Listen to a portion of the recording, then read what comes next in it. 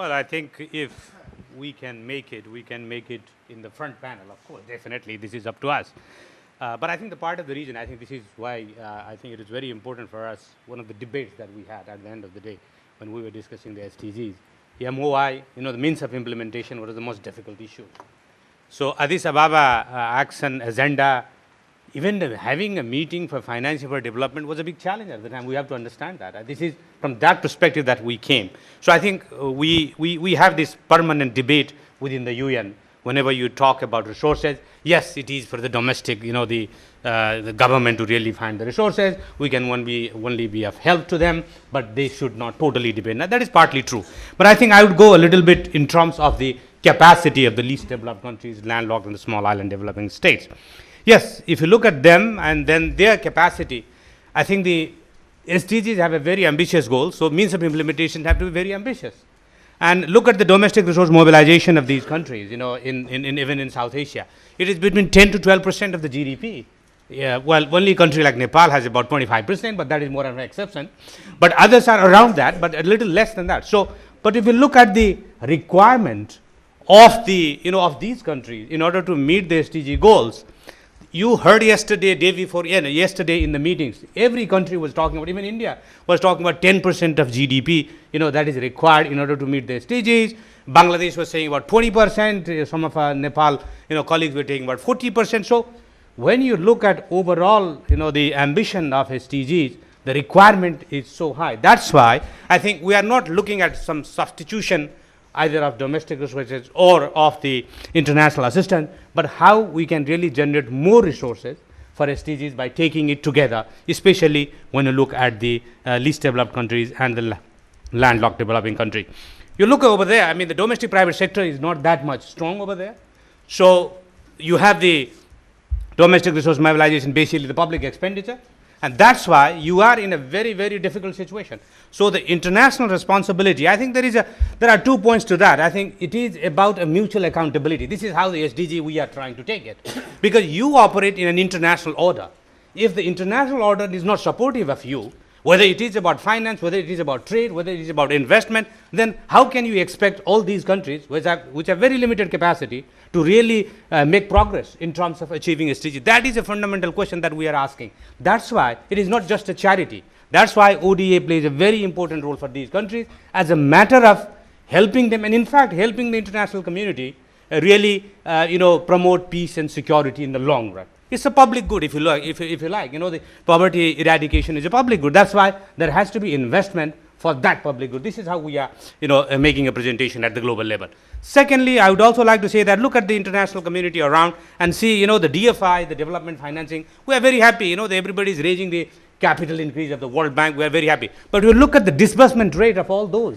That again is a big challenge. That is what we are asking. Why you cannot have a dedicated mechanism which can really leverage more resources from the DFI so that it can really make good impact on the grounds in terms of the not only the health and education, but also economic growth, the long term, the revenue that you can get from the country within. So the fine balance between both the social sector as well as economic sector in terms of infrastructure, in terms of energy, getting resources to that is very, very important for all of us because of, as you said correctly, the concessionality that is involved in it. But again, the challenge is the disbursement ratio is very low for going to these countries. That's why capacity building comes in very handy.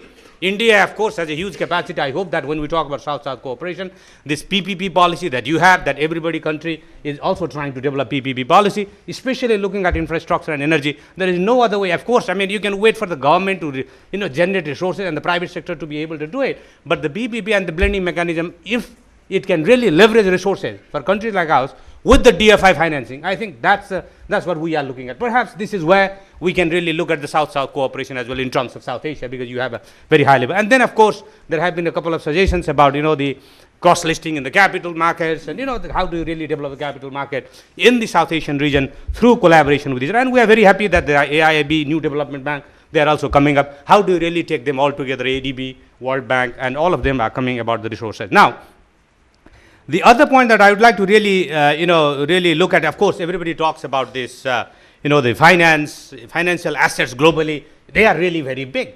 But again, those are not coming to these countries. That's why there is real, the dependence of these countries on ODA, but also on international concessional financing is really critical.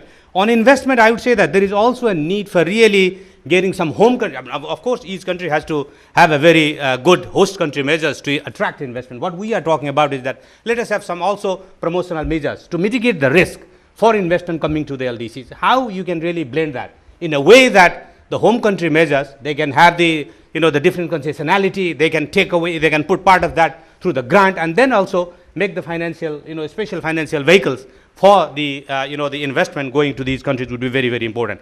Technology, we had a lot of discussion on technology. Technology, we believe, is something that we can use to transform economy, especially for the low carbon economic path.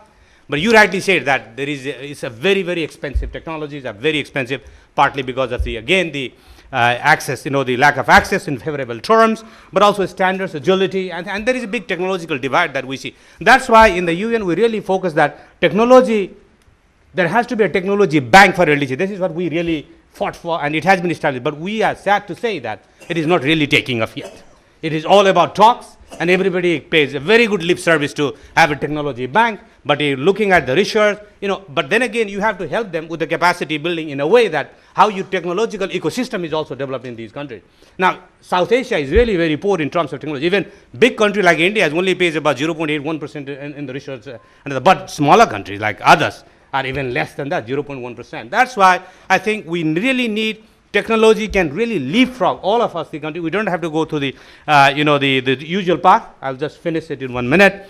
But then I think that is where we really have to take it. We have to take all of that together. This is what we are saying it. The vulnerability, the lack of, the resilience in the LDCs is so big, whether it is a finance, whether it is a capacity building, whether it is a technology, or whether it is, investment, attracting capacity. That's why we are really looking for a comprehensive and holistic approach. Not that we depend only on ODA, that is, no country has developed with only ODA alone. That is fine. But I think it is necessary, at least for the foreseeable future, for the transition.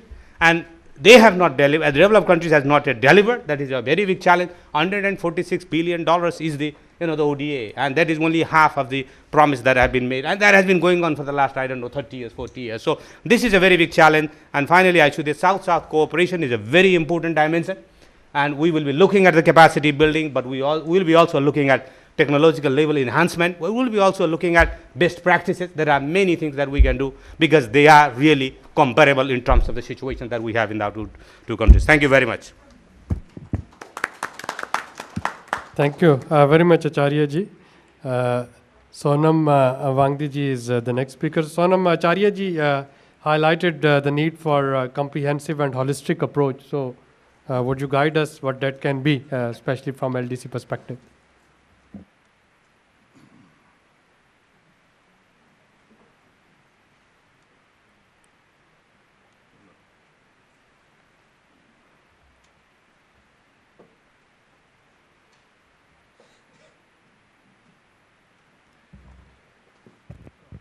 Mr. Chairperson, members on the dais, Excellencies, distinguished participants, ladies and gentlemen. It's my pleasure to make a small presentation on means of implementation, mostly from the Bhutanese perspective. So I think we got the wrong one. You got the wrong one. It is based mainly on the VNR report that we submitted. No, this is not the one. Can you got the wrong one. Which one? This one, yeah. This one. Basically, SDG 17 is about fostering various implementation mechanisms that are essential for achievement of the 2030 agenda for sustainable development. And I believe that multilateral agreements, regulatory frameworks, and cross-border initiatives that forge partnerships in terms of strategy, trade, policy coherence, and commitment, as well as technical expertise and capacity building are critical for meaningful progress of the 2030 agenda for sustainable development. basically my country, and in terms of the integration of the SDGs into our national framework, Bhutan's philosophy of gross national happiness and SDG are almost similar. So it was very easy for us to integrate that into our next plan, the 12th plan. In terms of means of implementation, most of the, I think, issues are, the gaps are quite obvious. Financing, it as mentioned, domestic resources. We are talking about, as the Ambassador Gyan also mentioned about, I think we're not going to get from a lot from the international or, as earlier speakers mentioned, the keynote. I think we have to probably do it ourselves. And for Bhutan, we've been dependent on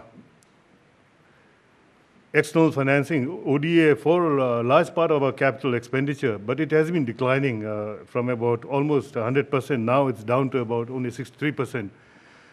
But the official, overall, I think it is also decreasing, and it's a concern for us in a sense that we would be graduating from LDC by 2023, and the 12th plan is a transitional phase, and it's very important. Most of the SDG goals would be incorporated in that, and without the ODA, it will be difficult for us. In terms of foreign direct investment, Bhutan has not done very well. We are the lowest in the region. I think it's about less than 0.5% of our GDP. It's about less than $500 million stock in the last 10 years or so. So we have, in terms of the domestic, I think we've got some very good examples in terms of the fiscal prudence. We try to keep our fiscal deficit under 3%. And we've also been doing in terms of to supplement, especially the green funds, Bhutan for Life, Bhutan Trust Fund, and we are exploring climate funds for environmental conservation and in terms of cleaner technology. Statistical capacity, I think that's a very, it's well known, it's a very major gap, both in terms of data quality. Wangdiji, 2 minutes. Okay, now I have to be very fast. So for Bhutan, on the statistical part, the problems are clear. What we have done is we have done our population and housing census last year, 2017, and quite a lot of, in fact, data has been captured there. And we've also done data in terms of data eco system mapping, and that tells us in terms of where we need to go. And if you look at in terms of the data, you can see for incorporation adoption, 26% adopted, 30% partially, 43% relevant, not adopted. Partnership, I think there is no doubt that in terms of the means of implementation, partnership at the global, at the regional, and at the national level. And in Bhutan, in our 12th plan, we have the 3 C's: cooperation, consolidation, and consolidation, cooperation, and so these 3 C's are very, very important for us. So we also plan to strengthen cooperation, especially in the region in terms of mutually beneficial cooperation in trade, investment, energy. We look forward to that. Science and technology, I think that's very important. It has been mentioned. And for us, especially for economic diversification, so that we are able to go up the value chain. And this technology transfer from the developed country, I think is very important. Lastly, I believe that monitoring evaluation is very important. Without that, I think we cannot have meaningful implementation. It has to be a result-oriented approach. And for Bhutan, we have, in fact, put on a very scientific basis in which the plans are reviewed twice during the 5-year period.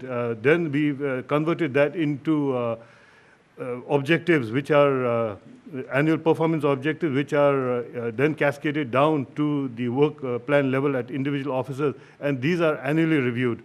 And SDGs are in Bhutan integrate into the national agency and local government key result areas. With this, Bhutan therefore needs the support and cooperation of international community and development partners to ensure successful implementation of SDG goals. And as mentioned in many presentations and in terms of the principle of SDG, we leave no one behind. Thank you. Since I'm short of time, I wrap up. Thank you. Thank you very much, Wangdi ji, especially revealing from VNR of Bhutan the means of implementation that you have specified there. Our next discussant is Dr. Sadhna Relia ji. Dr. Sadhna is Head International Cooperation, Multilateral and Regional Department of Science and Technology, Ministry of Science and Technology, India. So hopefully we'll get to listen from you about this whole technology transfer issue and intellectual property rights. Well, good afternoon to one and all, be it on the dais, off the dais. I think we are all intellectuals at the same plane. We are not having any edge in terms of our wisdom that I will share. First of all, the research and innovation is a theme which cuts across all the sustainable development goals. That's a